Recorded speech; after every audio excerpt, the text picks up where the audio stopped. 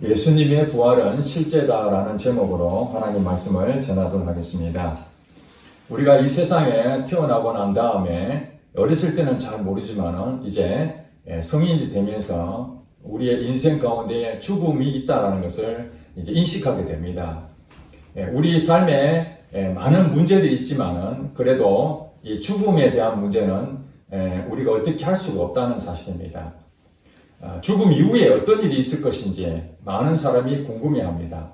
그리고 특별히 이 죽음은 우리의 사랑하는 가족들과 함께 헤어지는 아픔도 겪게 됩니다. 죽음에 대해서 이 불교에서 내려온 이 교훈적인 한 예화가 있습니다. 한 과부가 있었는데 그 과부에게 참으로 소중한 아들이 죽게 됩니다. 그 너무나 슬퍼서 참으로 이 죽음 앞에 고통 가운데 있는 이 상황에서 석가모니가 그 마을로 들어가게 됐습니다. 이 여인은 이 과부로서 한 명밖에 없는 아들이 죽은 그것을 가지고 석가모니에게 가서 우리 아들을 살려달라고 어떻게 하면 아들을 살릴 수 있을지 그렇게 애원을 합니다. 그때 석가모니가 말하기를 이 동네에서 단 한 번도 죽음을 겪지 아니한 집안에 있다면은 그 집에 쌀을 가져다가 죽을 끓여서 그 죽은 아이에게 먹여라. 그러면은 살아날 것이다. 그 말을 듣고 이 과부가 집집마다 다니면서 혹시 죽음을 겪지 아니했는지 다 확인을 해봤습니다. 그러나 단 한 사람도 그 집안에서 죽지 아니하는 사람이 없었다는 것을 알게 되고 터덜터덜 하면서 석가모니에게 와서 상황을 설명합니다. 어떤 집안도 지금까지 죽지 아니하는 집안이 없었습니다. 그 말을 들은 석가모니가 그렇다. 인생은 누구든지 죽게 되어 있다. 그러니 슬퍼하지 마라. 그런 교훈의 내용이 있습니다. 불교는 생로병사, 태어나고 병들고 늙어서 죽는다는 그런 이치를 깨닫고 이 세상에 집착하지 말며 살아라고 교훈을 주고 있습니다. 반대로 기독교에 대해서 죽음을 어떻게 말하고 있느냐? 불교의 가르침과 기독교의 가르침은 똑같지 않습니다. 그거 성경으로 말씀을 드리면은 나인성에 있는 한 과부가 있었습니다. 그 과부의 아들이 있었는데 그 아들도 마찬가지로 죽게 됩니다. 이제는 그 과부가 너무 슬피 울고 이제 그 관을 메고 걸어가고 있는데 예수님께서 그 나인성에 들어오시게 되었습니다. 마치 석가모니가 그 죽은 과부를 만난 것처럼 죽은 아들의 그 시체를 보고 예수님께서 그 관을 멈추게 만드십니다. 그러면서 뭐라고 말씀하셨는가? 그 청년에게, 죽어 있는 청년에게 일어나 걸어라 이렇게 말했습니다. 일어나라고 말했습니다.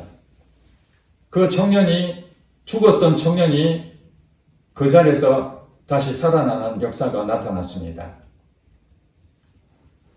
불교에서 가르쳐주는 이 죽음은 죽는 것은 어쩔 수 없다.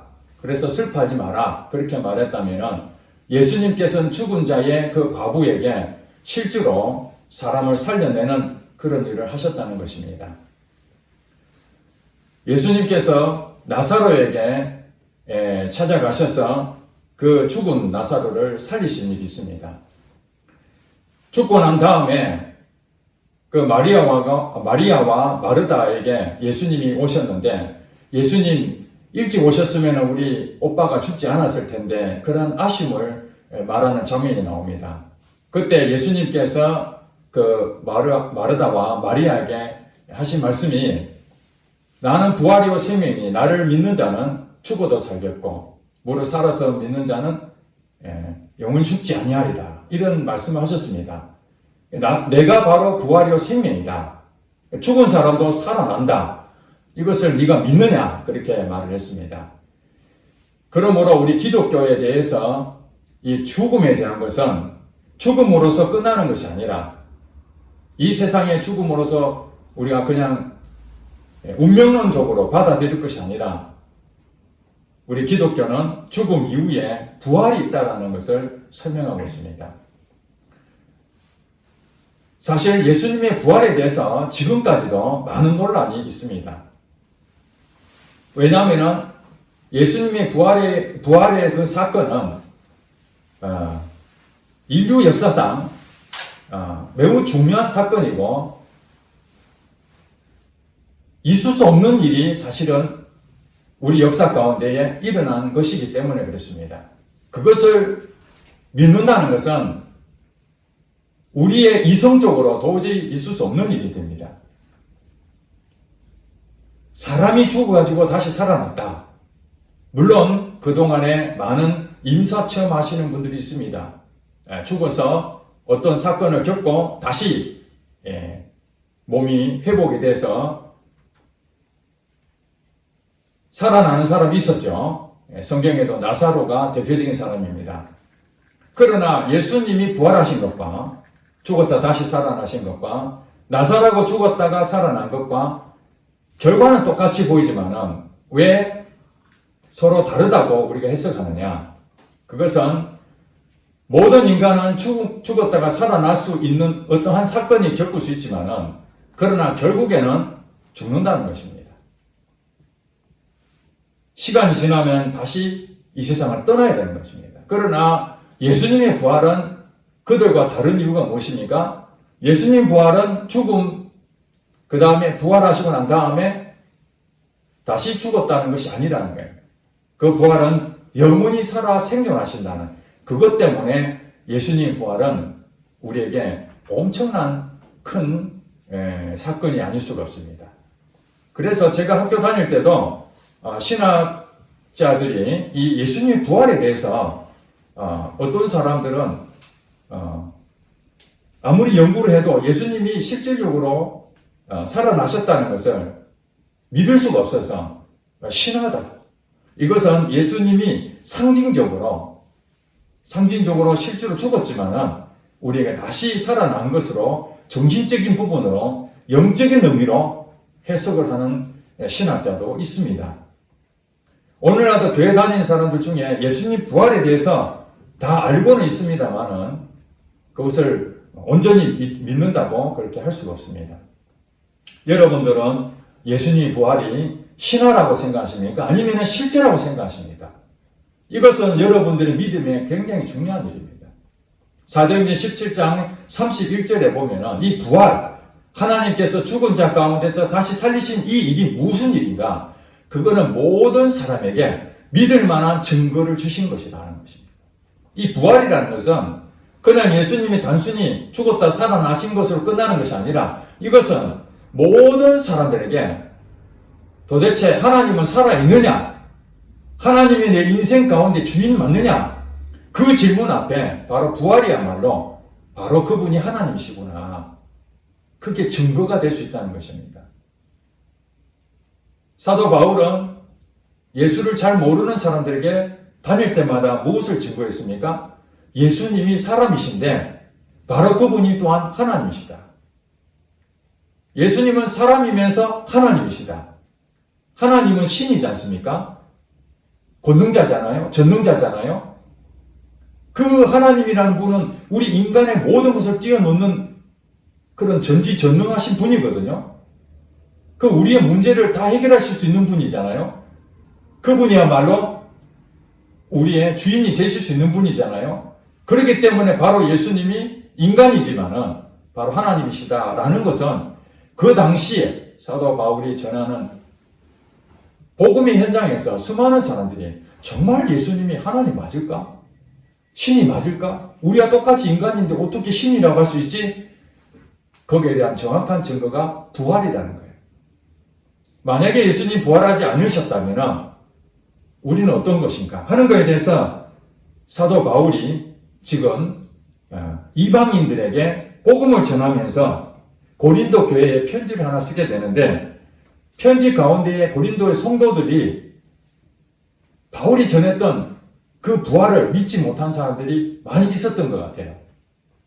교회 다니면서도 하나님 믿는다 하면서도 예수님에 대해서 믿는다면서도 예수님 부활을 신화 정도로 생각하는 사람들이 있었기 때문에 이제 바울이 오늘 본문에 이렇게 얘기합니다. 12절에 보니까 그리스도께서 죽은 자 가운데서 다시 살아나셨다 전파되었거늘, 그렇죠? 모든 사람은 다 죽습니다. 그 죽은 자 가운데서 다시 살아나셨다. 누가요? 예수님이. 바로 그분이 하나님이시다는 거죠. 전파되었거늘 너희 중에서 어떤 사람들은 어찌하여 죽은 자 가운데서 부활이 없다 하느냐. 부활이 없다 이렇게 지금 생각하는 사람들이 교회 안에 있었다는 거예요. 여러분들도 오늘 이 말씀을 통해서 사도 바울이 여러분의 지금 얘기하는 것처럼 여러분 들으시기 바랍니다. 죽은 자 가운데서 부활이 없다. 예수님에 대한 실제적인 그것은 내가 믿지만은 부활은 없다. 그렇게 믿는다면 그 다음에 뭐라고 합니까? 만일 13절에 죽은 자의 부활이 없다면 믿지 않는 사람들이 있으니까 그러면 자 예수님 부활하지 않았다면 어떤 일이 되느냐? 그리스도도 다시 살아나지 못한 상황이라는 거죠. 즉 말해서 죽은 자가 부활은 반드시 있을 것이라는 것이 하나님의 계획이라는 거예요.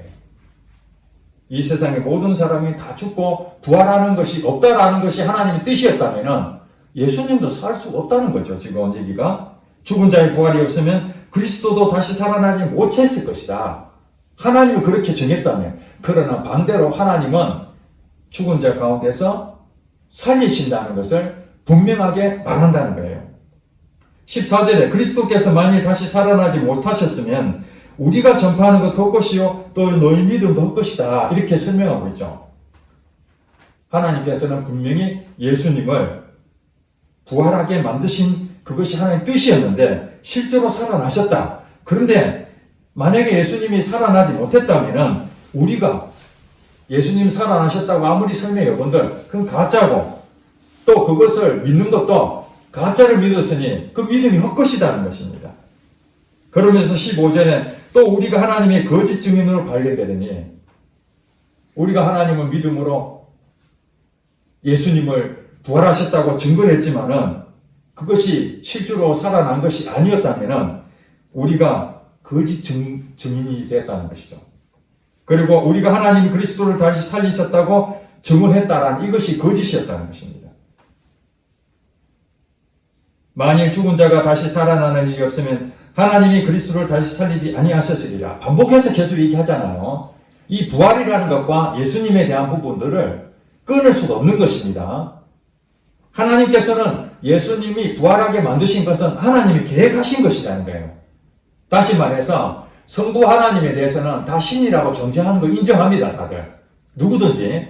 그런데 예수님이 과연 신이냐? 예수님도 하나님 맞느냐? 이 부분에서 서로 의견이 다른 거기 때문에 성부 하나님께서 예수님을 다시 살려서 부활하게 만든 것은 하나님의 분명한 뜻이다. 그렇기 때문에 예수님이 살아나신 것이다. 이렇게 말씀하신 것이죠. 자, 그 다음에 18절에 보니까 그리스도 안에서 잠자는 자도 다 망했다. 예수님 부활하지 않았다면 그동안에 죽음 이후에 다 이제 무덤에 다 있잖아요. 지금 그죠? 시체는 다 썩었으니까 예수님 부활하지 않았다면 그들은 부활이 없다는 거죠. 그렇지 않습니까? 단 한 명도 부활한 적이 없는데 나는 부활할 것이야 믿고 죽음으로 순교했던 그 사람들은 어떡합니까? 끝장나는 거죠.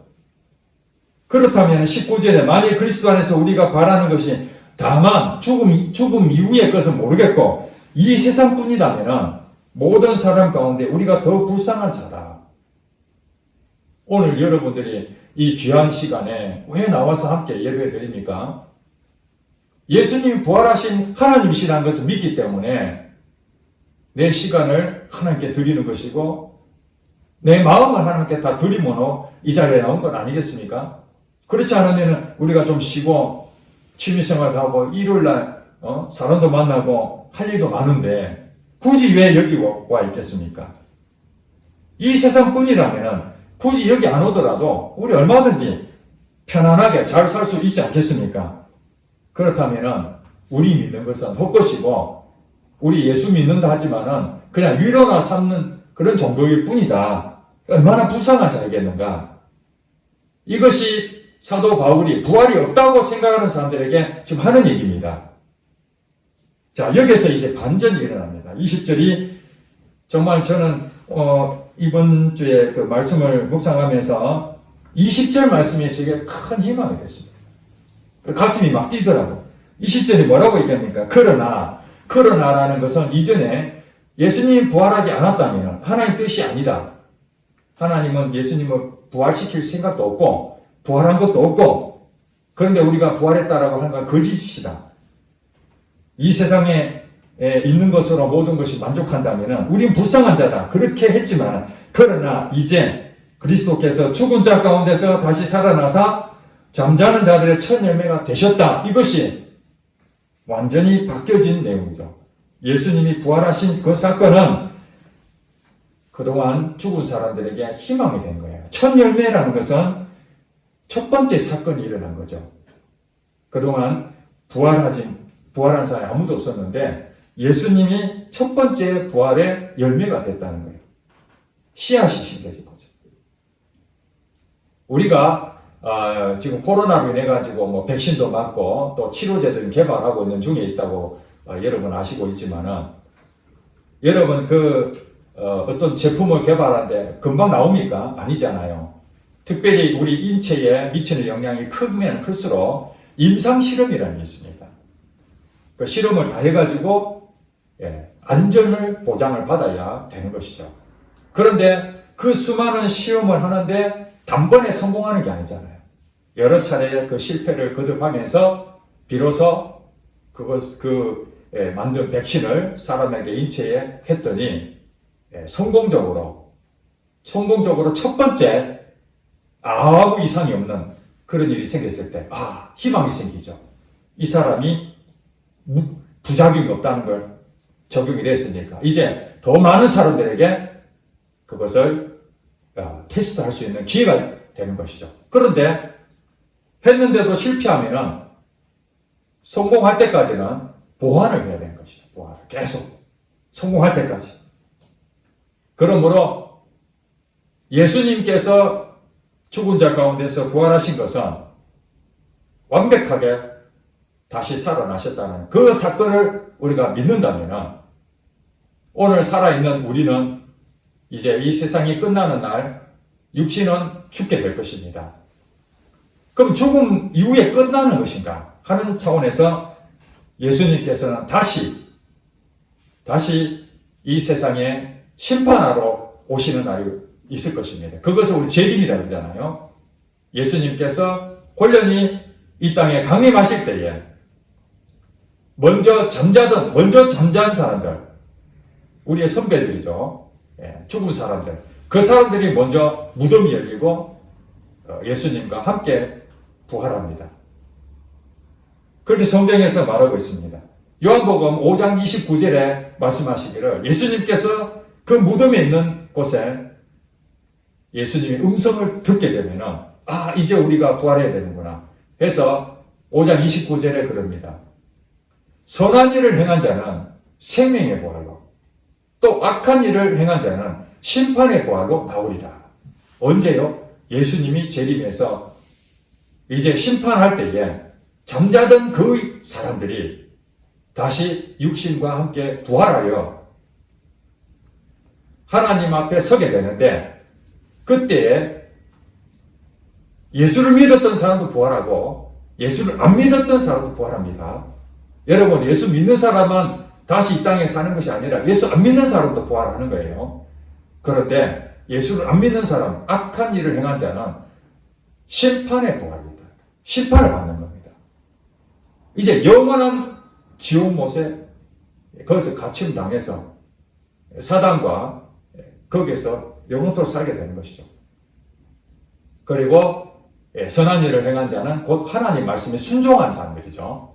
예수를 믿는 사람들입니다. 그 사람들은 생명, 영원한 생명, 하나님과 함께하는 영원한 생명으로 부활하게 되는 것입니다. 그때는 어떻게 됩니까? 죽음이 없는 것입니다. 사망과 눈물과 이런 고통이 없는 그 영원한 나라에서 하나님과 함께 산다는 것이 성경에서 가르쳐주는 말씀입니다. 그러므로 이 첫 번째 이 사건이라는 것은 바로 예수님이 하나님이시라는 것을 증명하기도 하지만 오늘 저와 여러분에게도 죽음 이후에 다시 부활한다는 것을 소망을 가져라는 것입니다. 그동안에 한 번도 그런 사실이 없다면 그걸 믿기가 쉽겠습니까? 그러나 예수님께서 그 첫 번째 모델이 되셨으니까 이제는 우리도 다시 살아날 수 있다는 것입니다. 22절에 보니까 아담 안에서 모든 사람이 죽은 것 같이 그리스도 안에서 모든 사람이 삶을 얻으리라.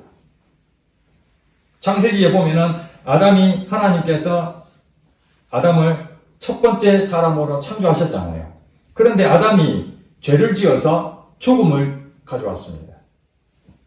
아담도 죽었지만은 그 아담을 통해서 모든 사람들이 이제 아담의 후손으로서 온 사람들은 다 죽습니다.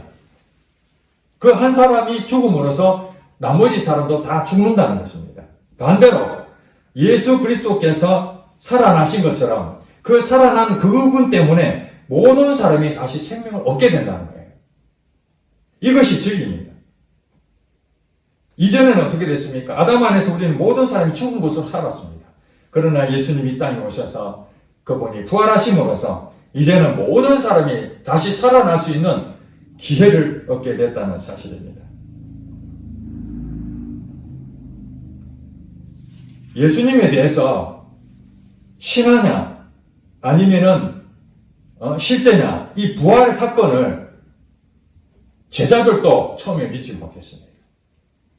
성경에 이렇게 보니까 예수님을 따라다녔던 제자들 정도는 예수님 부활을 믿어야 되지 않습니까? 예수님께서 부활하시고 난 다음에 제자들에게 나타났습니다. 그 십자가 달렸던 그 모습 그대로 손에 못자국이 있고 허리에 창자국이 있고 그 모습 그대로 나타나셔서 그 사람들이 유령인가 이런 생각했었습니다. 그런데 거기에 제자였던 도마는 예수님을 보지를 못했습니다. 예수님을 부활하셨다는 사건을 도마는 보지 못했지만 제자들을 통해서 그 소식을 듣고 자기는 도저히 믿을 수 없다. 믿겨지지 않죠, 사실은. 며칠 전만 하더라도 예수님께서 십자가 달려 돌아가신 모습을 분명하게 다 확인이 됐는데 다시 살아났다는 것은 믿을 수가 없는 겁니다. 우리가 왜 못 믿습니까? 자기 머리로 이성적으로 생각했을 때 동의하지 않을 때 믿지를 못하는 겁니다. 그때 예수님께서 다시 도마가 있는 자리에 그 제자들 모여있을 때 다시 나타납니다. 그때 도마가 그 예수님을 만나게 됐을 때 예수님께서 말씀하시기를 도마야 이리 와라. 그러면서 그 손을 가져다가 손에 못자국을 만지게 하시고 허리에 창자국을 만지게 하시면서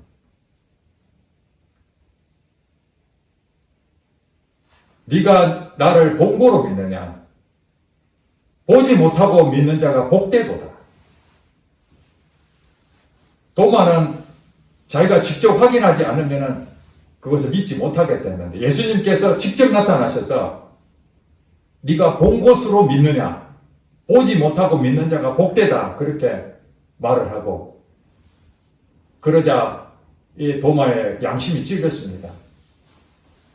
그토록 사랑했던 예수님 따라다닌 자기 자신이 부끄럽고 부활하신 그 예수님을 실제로 보고 믿는 자기의 믿음이 없는 것을 회개하며 그가 고백하기를 나의 주님이시여 나의 하나님이십니다. 이렇게 고백했습니다. 지금 도마에게 예수님께서 네가 본고로 믿느냐 보지 못하고 믿는 자가 복되다고 하신 그 말씀 앞에 도마의 고백이 바로 저와 여러분의 고백이 될 줄로 믿습니다. 도마는 직접 봐야 예수님 부활하셨구나. 그것을 성경이 기록하신 이유가 무엇입니까? 바로 보지 못하고 믿는 자가 복되다는 것을 가르쳐주기 위해서 도마는 실제로 예수님을 봤지만 우리는 못 봤지 않습니까? 여러분 보셨습니까? 예수님 부활한 사건을 보신 적이 없잖아요. 저도 못 봤습니다. 2000년 전에 있었던 사건을 우리가 어떻게 알겠습니까? 성경에서 그때의 상황을 정확하게 설명하면서 예수님의 부활은 신화가 아니라 실제 사건이었다는 것을 말하고 있는 것입니다. 그러면 그것을 확인한 사람이 있었느냐? 바로 도마가 직접 눈으로 확인했다는 것입니다. 그러면서 바로 예수님이야말로 나의 주인 되시고 나의 하나님 되십니다. 그 전까지 예수님을 하나님으로 믿었다는 것입니까? 안 믿었다는 것입니까? 하나님이 보낸 자라고는 믿었겠지만은 예수님 자신이 바로 전능하신 하나님이심을 믿지를 못했다는 것이죠. 자, 여러분, 이것이 왜 그렇게 중요하냐? 예수님이 하나님이란 것이 왜 그렇게 중요하냐? 그것이 바로 예수님이 부활하시고 그것이 하나님이 되셔야만 우리 인생에 나의 모든 인생을 그분한테 다 맡길 수가 있기 때문에 그렇습니다. 여러분 인생을 함부로 맡길 수 있습니까? 누가 여러분 인생을 책임질 수 있습니까? 이 세상에 잘못 믿어서 패가 망신한 사람이 얼마나 많습니까?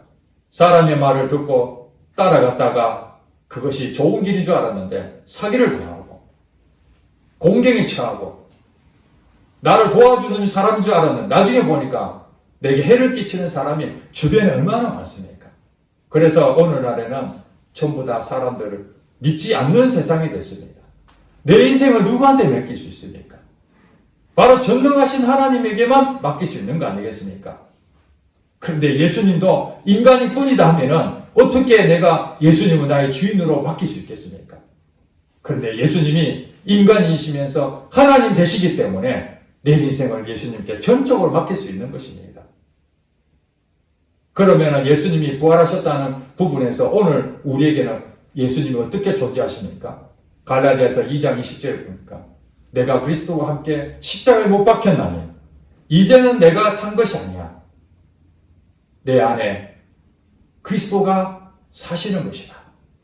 바로 부활하신 예수님이 이제는 내 안에 사신대요. 내 안에.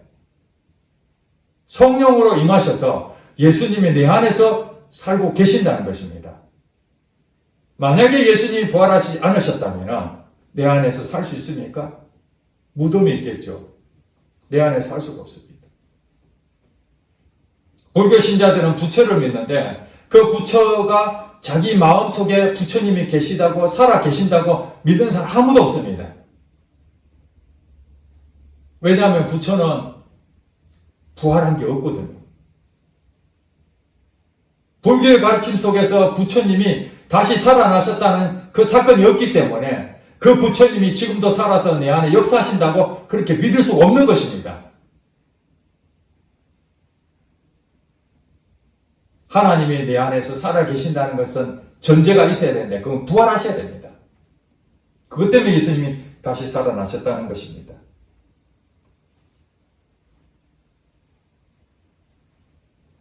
이 세상에 죽음 이후에는 아무것도 없다라고 생각하는 사람들이 굉장히 많습니다.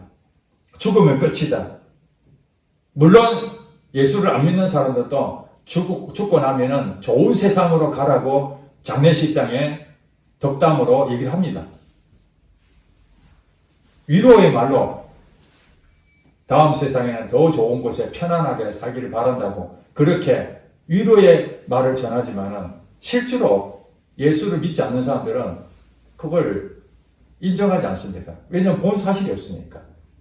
그리고 죽음 이후에 무엇을 믿으려고 그래도 믿을 만한 근거가 없잖아요. 무슨 근거가 있어야 믿죠. 여러분 인생에 대해서 죽음만큼 더 중요한 게 어디 있습니까? 그런데 성경에는 분명하게 그러잖아요. 성경이 말을 해야 됩니다. 성경. 왜냐하면 이 성경은 예수님 부활뿐만 아니라 하나님의 존재에 대해서 우리가 살아야 될 것, 우리가 어떻게 구원받을 것, 이런 모든 것들이 성경에 다 기록이 되지 않아요. 그렇다면 그 부활도 성경에 기록되어 있어야 되는 거죠. 십자가에 달려 죽는 것도 성경에 기록되어 있어야 되는 거예요. 정말 그럽니까? 15장 3절에 이렇게 말합니다. 내가 받은 것을 먼저 너희에게 전하였노니 이는 성경대로 그리스도께서 우리 죄를 위하여 죽으시고 자, 성경이 그렇게 말했다. 이 성경은 뭐냐? 구약 성경을 얘기하는 겁니다. 구약 성경에 예수님께서 우리 죄를 위해 죽으신다는 그런 애언의 말씀이 있다는 거예요, 성경이. 그 다음에 4절에 보니까 장사 지낸 바 되었다가 성경대로 사흘 만에 다시 살아나사. 구약 성경에 보면 예수님이 죽음으로 끝나는 것이 아니라 다시 사실 것이라는 것을 예언했다는 거예요. 그대로 살아나신 것이죠. 그리고 실질적으로 살아나신 것에 대해서 본 사람이 도마라는 사건을 제가 말씀드렸는데 그 사람만 한 사람만 본 것이 아니라 여러 사람이 봤다는 거예요. 5절에 보니까 게바에게 보이시고, 게바는 베드로를 얘기합니다. 수제자였던 사도 베드로. 후에 12제자, 예수님이 12제자죠. 그 다음에 6절에 보니까 그 후에 500여 형제에게 일시에 보이셨나니. 예수님이 부활하시고 40일 동안 이 땅에 사셨습니다. 승천하신 40일 뒤에 승천하셨는데 승천하시기 전에 40일 동안 그들과 함께 있었습니다. 그때에 한 500여 명이 예수님을 직접 부활하신 걸 목격했다는 것입니다. 그래서 이 바울이 그때 쓴 편지에 그 시대에 지금까지 대다수는 살아있고 그 500명 중에서 바울이 지금 편지 쓰는 그 시절에도 다 죽은 게 아니라 얼마든지 증인으로서 증명할 수 있는 사람들이 살아있고 어떤 사람은 죽은 사람들도 있었다. 그리고 8절에 보니까 맨 나중에 만삭되지 못하여 난 자와 같은 내게도 보이셨다 이렇게 말하는데 여기서 말하는 바울은 실제로 예수님을 본 적은 없습니다. 성경 내용을 보면은 직접 본 적은 없습니다. 그러나 예수님을 만나기는 했습니다. 그렇죠? 다메섹으로 예수 믿는 사람들을 핍박하러 갔다가 예수님을 만나게 됩니다. 직접 본 적은 없지만 예수님이 말씀하시면 듣게 됩니다. 사오라 사오라 어찌하여 네가 나를 핍박하느냐. 당신이 누구십니까? 이렇게 하니까 나는 네가 핍박하는 예수다 이렇게 말했거든요. 직접 눈으로 보지는 않았지만 예수님을 인격적으로 만난 사건이 있었습니다. 그래서 네가 본고로 믿느냐 보지 못하고 믿는 자가 복되다. 이 말이 사도 바울에게 적용이 된 것이죠. 도마는 직접 보고 믿었지만 사도 바울은 보지 않고도 믿었다는 거예요. 자, 그렇다면 사도 바울이 그렇게 말한 것처럼 오늘 여러분들은 저도 마찬가지고 예수님이 실질적으로 부활한 사건을 보지 못했지만 예수님을 인격적으로 만난 사람들은 다 예수님을 부활하신 예수님을 만난 것입니다. 믿으십니까? 여러분들이 실제로 예수님 부활 현장은 없었지만 여러분들이 예수님을 인격적으로 만나신 분들 머리로 만나는 것이 아니고 머리로 이해하는 것이 아니라 예수님을 정말 살아계신 예수님을 직접 여러분들이 지금도 만날 수 있다는 것이 바로 실제라는 거예요. 그러면 어떤 사람들이 부활이 없다고 하느냐? 예수님을 인격적으로 만나지 못한 사람들은 직접 현장에서 본 적도 없고 지금도 예수님이 내게 말하지도 않기 때문에 있겠지 하고 믿을 뿐이지 실질적으로 예수님을 인격적으로 만나지 못하면 신앙이 변화가 없습니다. 그 믿음은 헛것입니다. 그러므로 예수님이 부활은 여러분에게 실제가 된다는 것은 바로 내 안에 내가 산 것이 아니라 예수님이 내 안에 사신다는 그 믿음으로 사는 사람을 말하는 것입니다. 그 사람은 예수님의 부활을 믿고 사는 사람들이죠. 그러면 어떤 일이 생겼냐? 이제 성령님께서 내 안에서 예수님과 함께 동행하면서 여러분 인생 가운데에 길을 열어주시고 인도하십니다. 어떻게 살아야 될 것인지 안내해 주십니다. 왜 그렇습니까? 예수님은 나의 주인이시오 나의 하나님 되시기 때문에. 나의 주인이시오 하나님이 아니시라면 그 예수님은 쓸데없는 거예요. 그냥 불교 신자들이 부처님 믿는 거랑 똑같습니다.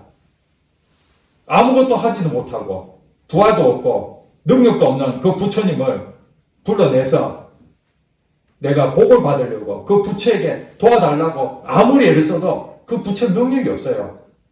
그 부처는 주인이 아니에요. 신도 아닙니다.